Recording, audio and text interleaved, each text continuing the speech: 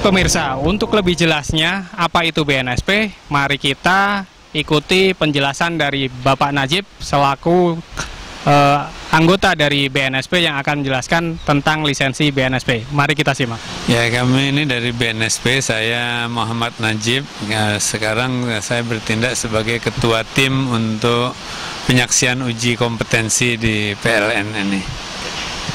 Dan teman saya Pak Zubair juga sebagai asesor untuk uji kompetensi ini. Oke, langsung aja Pak ya, pendapat Bapak Pak tentang PLN yang membentuk LSP kemudian mengajukan lisensi ke BNSP. Saya rasa kami dari BNSP sangat mendukung ini bahwa PLN membentuk LSP ini sebagai suatu hal yang, karena kan yang sekarang ini masalah kompetensi ini sangat penting. Bahwa seseorang mengerjakan sesuatu itu memang kompetensinya sudah jelas. Dalam hal ini LSP ini akan memberikan pengakuan kepada kompetensi ini sehingga berupa sertifikat. Setelah dilakukan uji kompetensi, asesmen kompetensi, orang dinilai kompeten, diberi sertifikat. Saya rasa ini satu hal yang memang sangat diperlukan, sehingga memang orang yang kompeten itu diberi pengakuan, hak dia untuk mendapatkan pengakuan sertifikat tadi. Karena itulah LSP ini sangat, memang saya pikir sangat dibutuhkan, dan BNSP dengan sendirinya sangat mendukung LSP membuat PLN ini. Oke, terus harapannya setelah LSP user PLN ini mendapat lisensi dari BNSP ini, harapan Bapak gimana nih ke depannya nih? Dengan sendirinya nanti diharapkan bahwa petugas-petugas PLN, petugas yang terkait dengan PLN ini semuanya memang betul-betul kompeten dan betul-betul memang sudah teruji. Karena PLN ini kan memberikan, meskipun PLN ini suatu perusahaan tapi BUMN dan dia memberikan layanan kepada masyarakat luas, saya rasa ini hak masyarakat juga untuk mendapatkan pelayanan dari orang-orang yang kompeten. Jadi ini memang PLN perlu melakukan sertifikasi kompetensi buat karyawan-karyawannya, termasuk yang berhubungan dengan pelanggan-pelanggan ini tadi, sehingga pelanggannya akan lebih merasa yakin bahwa memang pelayanannya PLN ini sudah kompeten. Saya berharap dengan The Witness LSP PLN ini, user PLN, ya setelah ini diberlakukan kepada karyawan-karyawan yang berkepentingan, sehingga PLN itu nanti orang-orangnya adalah kompeten. Jadi ya, komplain-komplain yang selama ini ada ke depan sudah bisa dikurangi lah, itu harapan kami. Dan mudah-mudahan peserta ujinya nanti setelah kita saksikan itu PLN diberikan uji itu layak, maka ke depan sudah akan tambah banyak lagi karyawan-karyawan maupun user PLN yang disertifikasi oleh LSP user PLN. Oke, mungkin banyak yang belum tahu Pak, bisa jelaskan sedikit tentang BNSP itu apa sih? Ya, BNSP itu singkatan dari Badan Nasional Sertifikasi Profesi. Jadi memang BNSP ini dibentuk oleh Presiden dalam rangka untuk menangani masalah sertifikasi secara nasional. Jadi memang tugasnya adalah memberikan sertifikasi kepada kompetensi, kepada profesi-profesi, kepada pekerjaan yang memang diperlukan ini untuk memastikan kompetensi seseorang. Tugas BNSP ini melalui sertifikasi kompetensi adalah memastikan bahwa seseorang itu betul-betul kompeten sesuai dengan profesi yang dimilikinya. BNSP sendiri kemudian memberi lisensi kepada LSP. Jadi antara lain LSP user PLN ini salah satu LSP yang diberi lisensi oleh BNSP. Sampai sekarang ada sekitar 120 LSP yang sudah disertifikasi di berbagai sektor. Jadi user PLN ini dengan memberikan, karena kan namanya kompetensi ini sektornya sangat bermacam-macam. Seperti sektor dikaitan dengan pelayanan untuk listrik, PLN lah yang lebih memahami. Karena itulah PLN membentuk LSP yang dilisensi oleh BNSP untuk sektornya. Begitu juga di sektor lain-lain membentuk LSP-nya masing-masing. Ada Telkom, ada pariwisata, ada LAS, ada macam-macam lah semuanya begitu. Perbankan juga, asuransi. Jadi memang setiap sektor membentuk LSP-nya masing. Ya. Tapi sejauh mana Pak sertifikat yang dikeluarkan oleh LSP yang sudah diakreditasi oleh itu berlaku untuk nasional, internasional? LSP itu berlaku nasional. Nasional. Jadi LSP berlaku nasional. BNSP ini lembaga nasional dan LSP-nya juga bersifat nasional. Saya kaitannya artinya secara nasional sudah diakui semuanya. Kalau negara luar? Kalau terkait dengan internasional nanti perlu ada semacam saling pengakuan. Jadi tidak otomatis bisa berlaku karena apakah sertifikat Indonesia diakui di luar negeri atau sertifikat luar negeri diakui di Indonesia. Ini kita ada saling pengakuan terhadap sertifikasi itu. Sejauh mana yang sudah ada nggak yang sudah diakui? Yang mungkin kalau saling pengakuan ini sampai sekarang belum ada secara langsung, meskipun BNSP melakukan beberapa pendekatan. Tapi yang jelas yang sudah dekat itu soal ASEAN. ASEAN 2015 ini nanti sertifikasinya sudah berlaku di semua negara ASEAN. Jadi ini saling pengakuan yang sudah sangat dekat ya 2015 inilah. Dengan adanya saling pengakuan nanti sertifikasi yang diberlakukan di suatu negara ASEAN ini diakui di negara ASEAN yang lainnya. Itu sudah akan terjadi begitu. Persyaratan umum kalau mendapat itu kayak LSP PLN ini mau diakui oleh BNSP. Nah, sejauh mana sih PLN kok bisa diakui ya itu persyaratan umumnya apa sih Pak? LSP ini harus jadi BNSP menentukan persyaratan untuk LSP yang ingin dilisensi. Ya, yang pertama memang ya kita BNSP menentukan pedoman-pedoman yang harus diikuti oleh LSP agar bisa melakukan sistem sertifikasi yang sudah dikembangkan oleh BNSP. Antara lain LSP-nya harus punya sistem mutu, sistem manajemen mutu, itu satu. Yang kedua harus ada standar yang diacu, standar kompetensi yang diacu. Yang ketiga harus ada asesor kompetensi yang untuk melakukan penilaian. Kemudian cara-cara melakukan penilaian juga kita sudah bakukan. Ini yang harus diikuti oleh asesor kompetensi itu dalam melakukan penilaian. Jadi BNSP menilai semua aspek-aspek itu. Kalau LSP dianggap sudah memenuhi ya kita berikan lisensi. Dan PLN dianggap sudah? PLN sudah memenuhi ketentuan-ketentuan yang ditetapkan BNSP. Sudah memenuhi atau bisa melampaui juga nih? Namanya ketentuan dan standar itu artinya kan itu persyaratan yang harus dipenuhi untuk bisa menyatakan kompeten. Bahwa kalau mau lebih itu ya masing-masing. Enggak, artinya pengertiannya kelebihan itu ada aspek-aspek yang bisa lebih dengan sendirinya ada. Tapi tidak boleh kurang. Tidak boleh kurang. Bapak melihat kelebihan-kelebihan yang di PLN? Ini kan baru pertama kali. Ini baru pertama kali. Jadi kita melihat. Tapi saya pikir PLN ini kan satu perusahaan yang sudah lama, yang sudah pelanggannya juga sangat luas, perusahaannya besar. Saya rasa dari pengalaman selama ini PLN mestinya sudah berpengalaman banyak lah.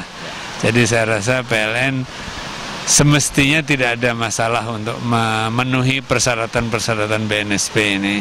Tinggal ini, tapi kalau PLN sendiri yang mengklaim saya bagus kan, orang belum bisa percaya. Dan dengan diberi lisensi BNSP ini, BNSP turut menjamin bahwa LSP yang PLN ini memang bisa dipercaya.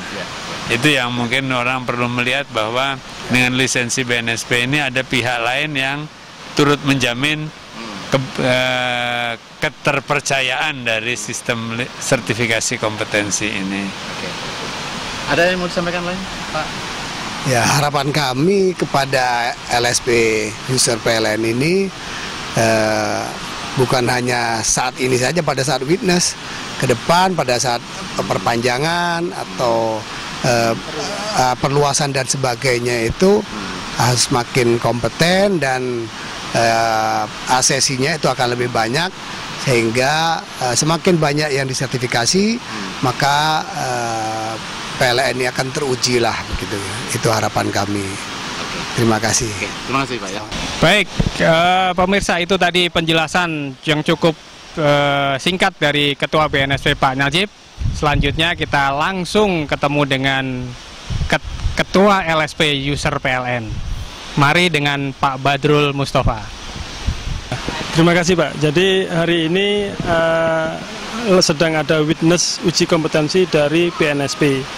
Jadi kami dari unit sertifikasi yang juga bertindak selaku lembaga sertifikasi profesi telah melalui proses lisensi ke BNSP ya, sudah mengajukan permohonan, sudah diaudit, full assessment dan sebagainya. Bahkan per tanggal 19 Desember kemarin kami sudah menerima keputusan lisensi dari BNSP. Nah, hari ini dilakukan witness oleh BNSP sebagai bagian dari proses untuk mendapatkan sertifikat lisensi dari BNSP. Jadi setelah mendapatkan keputusan lisensi, ada satu tahap lagi uji kompetensi yang disaksikan oleh BNSP untuk memastikan bahwa praktek uji kompetensi yang kami lakukan itu sudah sesuai dengan prosedur-prosedur dan panduan mutu yang ditetapkan oleh BNSP. Nah, setelah itu kita dapat sertifikat lisensi BNSP. Apa pentingnya gitu Pak ya? Apa pentingnya kita perlu dapat lisensi dari BNSP gitu? Arti buat PLN. Ya. PLN. Jadi selama ini unit sertifikasi mendapatkan tugas dari manajemen untuk mensertifikasi tenaga kerja di seluruh pegawai PLN Pak ya. Jadi kalau sebagai unit sertifikasi mensertifikasi itu produk sertifikat kompetensinya masih pengakuan di internal PLN. Nah, kemudian kami nggak mau kalau pengakuannya hanya sebatas internal PLN. Makanya kemudian kami mengupayakan adanya pengakuan-pengakuan dari luar PLN. Salah satunya adalah dengan lisensi lembaga sertifikasi ke BNSP. Sehingga kalau kita sudah mendapatkan lisensi dari BNSP, sertifikat yang kita keluarkan nanti itu bukan hanya diakui oleh PLN, tapi juga diakui oleh luar PLN dengan skala nasional. Apa sampai sejauh ini apa user PLN, LSP user PLN sudah bisa mensertifikasi seluruh ini kompetensi yang ada di PLN? Memang belum Pak. Jadi untuk yang BNSP ini, karena gini, lisensi itu juga dibatasi oleh yang namanya ruang lingkup. Ruang lingkup apa yang kita ajukan lisensinya? Jadi kita ke BNSP ini baru ada 22 ruang lingkup skema sertifikasi, meliputi P2TL, pelayanan teknik, kemudian supervisi konstruksi, baik yang mechanical, electrical maupun sipil. Nah, proses untuk mendapatkan lisensi sendiri, ini standar kompetensinya itu harus juga sudah diregistrasi oleh Depnaker, yang sebelumnya harus disetujui oleh atau ditetapkan oleh direksi, kemudian diajukan ke Depnaker untuk dapat registrasi. Setelah registrasi itulah baru kemudian dibuat perangkat asesmennya, disiapkan asesornya, baru BNSP mau melisensi kita. Jadi karena memang untuk satu skema aja perlu sekian banyak effort tadi Pak, makanya kita bertahap. Kita sementara 22, tapi tahun ini kita juga sudah merencanakan perluasan ruang lingkup untuk keinstrukturan, untuk cost director dan lain-lain nanti Pak. Bisa dijelaskan lebih tentang program user PLN, LSP itu PLN ini? Ya. Itu. Baik Pak, jadi user PLN bukan hanya dilisensi oleh BNSP, karena kita juga berusaha mengakomodir atau mematuhi regulasi-regulasi yang ada. Misalnya tentang Undang-Undang Nomor 30 tentang ketenagalistrikan. Di sana disebutkan bahwa setiap tenaga teknik harus bersertifikat kompetensi. Kemudian di PP turunannya, PP 14, sertifikasi dilakukan oleh lembaga sertifikasi kompetensi yang diakreditasi Menteri ESDM. Sehingga kita juga merencanakan untuk mengajukan akreditasi ke Departemen ESDM, ke Menteri ESDM. Dan kenapa kok kita terlambat mengajukan ke ESDM? Karena memang permen-permen yang mengatur ini ada beberapa bahkan belum ditetapkan ya. Tapi di Desember kemarin sudah ada salah satu permen yang keluar yang itu menurut saya sudah menjadi pintu bagi kita untuk bisa mengurus akreditasi ke ESDM. Jadi intinya kita petakan dulu Pak, kita petakan sesuai dengan regulasi yang ada. Contohnya untuk kelistrikan kita akan akreditasi ke Menteri ESDM. dan kebetulan standarnya juga ditetapkan oleh Menteri SDM juga sudah ada.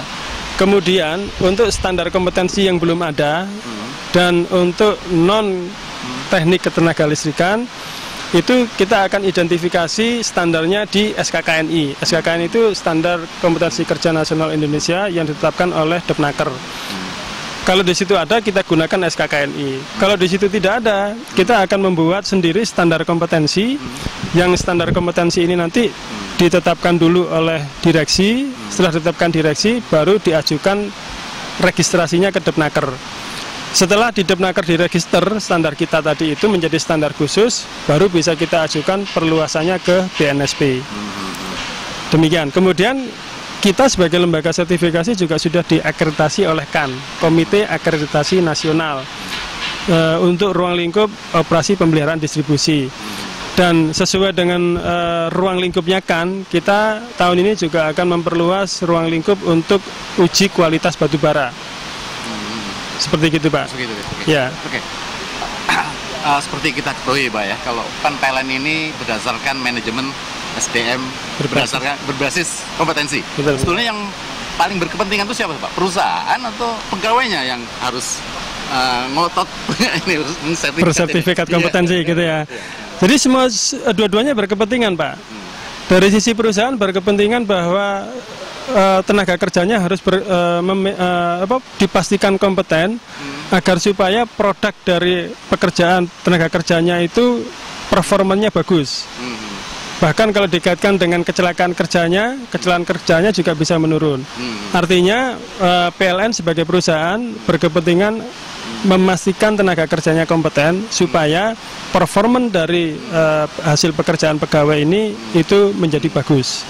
Dari sisi tenaga kerja juga berkepentingan harus memiliki sertifikat kompetensi, selain sebagai untuk jenjang karir beliau, juga untuk memastikan bahwa saya ini sudah kompeten, untuk menambah kepercayaan diri bahwa saya sudah kompeten, sehingga dalam melaksanakan pekerjaannya tidak ragu-ragu lagi, gitu, Pak. Oke, kalau itu, kalau demikian, ada nggak Bapak saran atau misalkan pada para pegawai PLN, barangkali Bapak punya itu bukan saran lah, ajakan atau himbauan atau semacam gitu, Pak? Ya, kalau saran atau ajakan mungkin dari sisi direksi sendiri sudah mewajibkan seluruh tenaga kerja itu bersertifikat kompetensi ya. Dan kami memfasilitasinya, pertama untuk yang lembaga sertifikasi sudah ada, untuk yang standar kompetensi sudah ada, itu dilakukan oleh lembaga sertifikasi yang terakreditasi tadi, sehingga pengakuannya nasional. Untuk yang belum tersedia lembaga sertifikasi atau standar kompetensinya, dilakukan secara internal oleh unit sertifikasi. Ini juga sudah sesuai dengan adendum PKB yang baru kemarin. Nanti kita unit sertifikasi melaksanakan uji melalui online plus salah satu metode bisa portofolio, observasi atau praktek lapangan.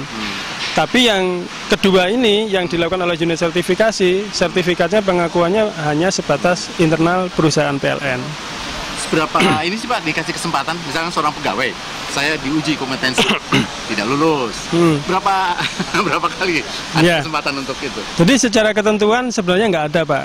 Jadi proses uji kompetensi itu kan sebenarnya ada ISO-nya juga, Pak ya.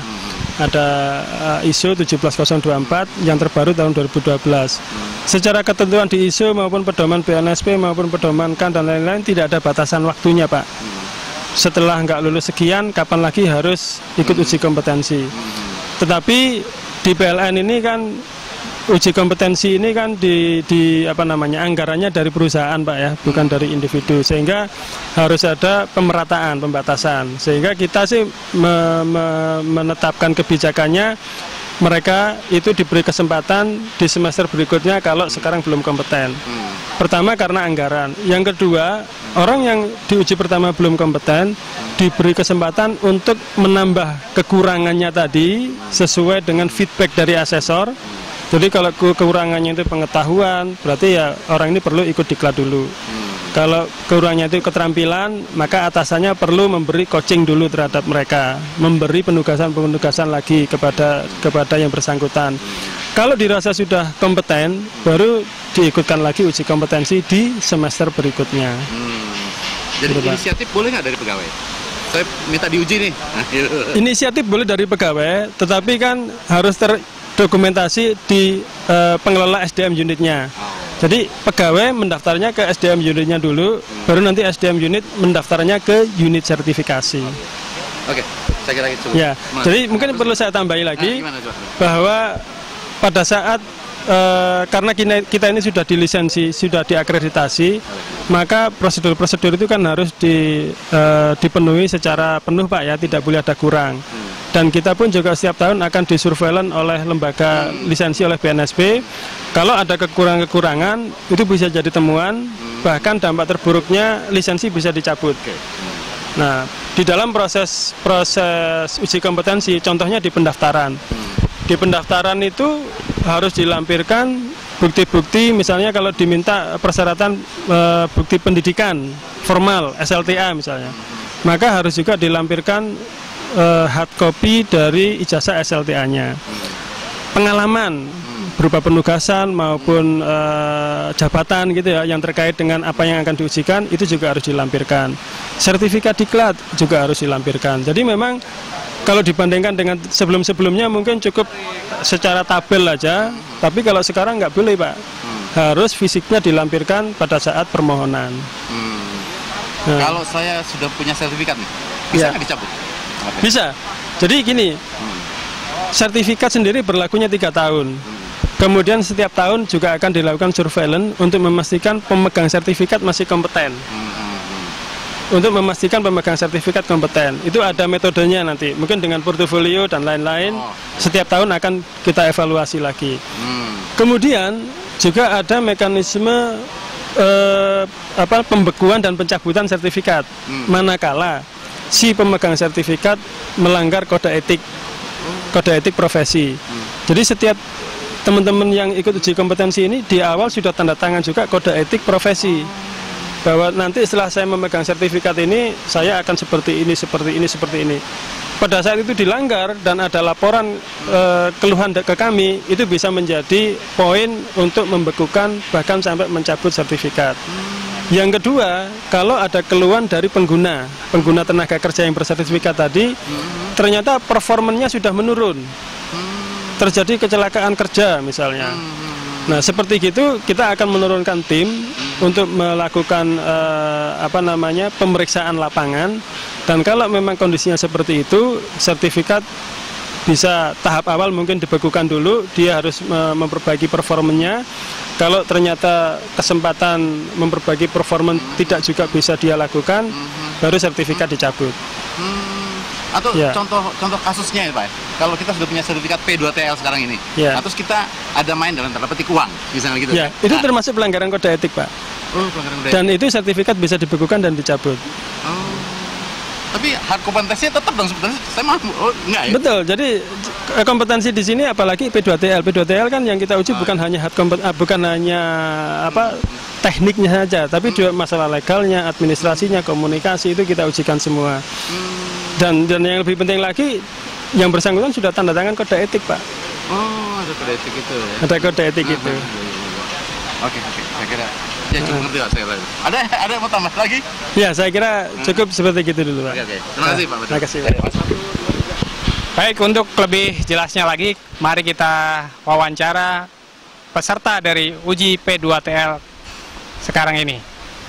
Mari, dengan Bapak siapa, Pak? Pak Daryono, Pak. Pak Daryono. Pak Daryono sudah berapa lama kerja di PLN, Pak? Di PLN sudah 26 tahun. Sudah 26 tahun. Baik, Pak Daryono, uji kompetensi P2TL ini untuk kondisi sekarang ini di Udikert Bogor dengan kondisi yang ada di real lapangan bagaimana, Pak? Untuk uji kompetensi yang kita jalankan di kelas, setelah melaksanakan praktek di lapangan, kita melaksanakan sesuai dengan SOP yang ditentukan oleh aturan. Jadi kondisi di lapangan itu tidak jauh dari aturan-aturan yang ada di PLN atau aturan-aturan yang di SOP yang berlaku gitu. Pendapat Pak Daryono, kita lanjutkan ke Pak peserta yang lainnya. Mari kita simak, Pak. Namanya siapa, Pak? Tony, Pak. Pak Tony, dengan kondisi uji kompetensi ini apa yang Bapak rasakan? Ya sesuai dengan uji kompetensi, jadi kita lebih tahu, lebih jelas, dan kita melaksanakan aturan SKD 1486 dan uji kompetensi ini sesuai dengan keadaan yang di lapangan, apa-apa yang diuji kompetensikan gitu. Jadi sesuai di lapangan, sesuai dengan SOP dan SKD 1486. Baik, terima kasih Pak Tony. Baik, kita lanjutkan ke pendapat dari Pak siapa Pak? Mulyadi, Pak. Pak Dedi Mulyadi. Iya, dari area Tasikmalaya. Baik, Pak Dedi, harapan Bapak dengan uji kompetensi ini apa Pak? Harapannya mudah-mudahan selanjutnya apa yang kita lakukan di lapangan itu bisa lebih baik, juga di aspek hukum pun, kekuatan hukum pun kita bisa lebih jelas lagi. Jangan sampai nanti ada komplain dari pelanggan itu hasilnya artinya tidak mencapai penyelesaian yang lebih baik gitu. Jadi mudah-mudahan saja dengan hasil uji kompetensi ini kita bisa lebih akurat dan hasilnya pun ya bisa lebih mantap. Itu barangkali yang bisa saya sampaikan. Terima kasih. Baik Pak, lisensi BNSP ini diakui secara nasional. Nah mari kita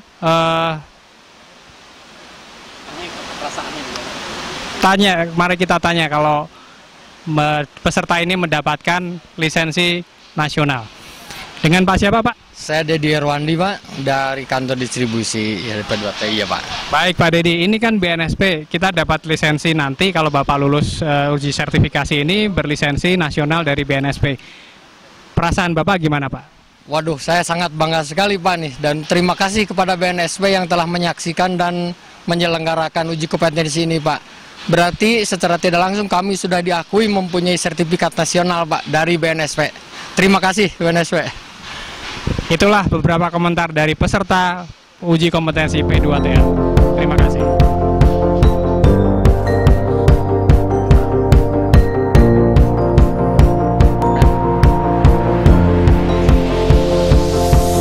It's a beautiful night.